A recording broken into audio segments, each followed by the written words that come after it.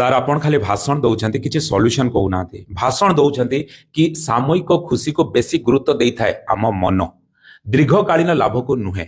ଆମେ ଜାଣିଛୁ କି ଯେ ଆମର ଗୋଟେ ଲଙ୍ଗ ଟର୍ମ ଗୋଲ ରହିବା ଦରକାର, ଯାହାକୁ ଆମକୁ ପାଇବାର ଅଛି। ଆମେ ମଧ୍ୟ ଭାବିଛୁ, କିନ୍ତୁ ତାହା ଆମେ ନ କରି ଆମେ ଇନଷ୍ଟାଗ୍ରାମରେ ରିଲ୍ସକୁ ସ୍କ୍ରଲ କରୁଛୁ।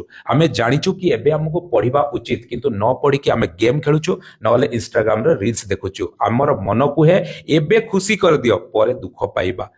ଯାହାର ମନ ଭୟଭୀତ ଥାଏ, ଅସ୍ପଷ୍ଟତା ଥାଏ, ତାଙ୍କୁ ଏହିପରିକା କାମକୁ ଟାଳିବାକୁ ଇଚ୍ଛା ହୁଏ। ଏ ଯୋଉ କାମକୁ ଆମେ ଟାଲୁଛେ, ଆଜି କରିବାନି କାଲି କରିବା, ୟାକୁ କୁହାଯାଏ ପ୍ରୋକ୍ରାଷ୍ଟିନେସନ୍ସ। ପ୍ରୋକ୍ରାଷ୍ଟିନେସନ୍ସ ଦ୍ୱାରା ଆମେ ଆମର ଗୋଲକୁ ପହଞ୍ଚି ପାରୁ ନାହିଁ। तुमको 45 दिन मिलला हॉलिडे होमवर्क करि पारथांत, किंतु स्कूल खोलिबार गोटे दिन आगु तुम घांटी होच। तुमको 24 घंटा 48 घंटा मिलला ट्यूशन रो होमवर्क करि पारिथांत, किंतु ट्यूशन जिबार घंटे आगु तुम कॉपी खातार स्पीडली लिखुच, जहाँ द्वारा भूल होची। ये तो हेगला सर भाषण। एबे कहंतु कि ये प्रोक्रास्टिनेशंस को बंद केमिति करिबा, ये बहुत भयंकर, नहले हम गोल को हमें पहुंची पारिबा नाही।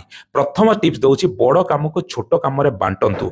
केभे भी बड़ काम कले तुमको डर लगिबो, तुमर मन साहस करिबन से काम को करिया पय, ताको छोट छोट रे बांट। जेमिति कि मु मैथ पढिबी या भाबो नै, मैथ गोटे बहुत बड़ फास्ट चैप्टर भास्ट सब्जेक्ट, एथिरे तमे पसी पारिबो नै। तमे प्रथमे कुह कि मु 5टी अलजेब्रा रो प्रश्न उत्तर देबी। 5टी अलजेब्रा को छोट छोट बांटिले तुमको खुशी लागिबो। छोट छोट सफलता तुमको आगो को बढ़िबार प्रेरित करिथाय। सेकंड वीडियो देखिया पय मोर पेज को फॉलो करके रखि थाओ।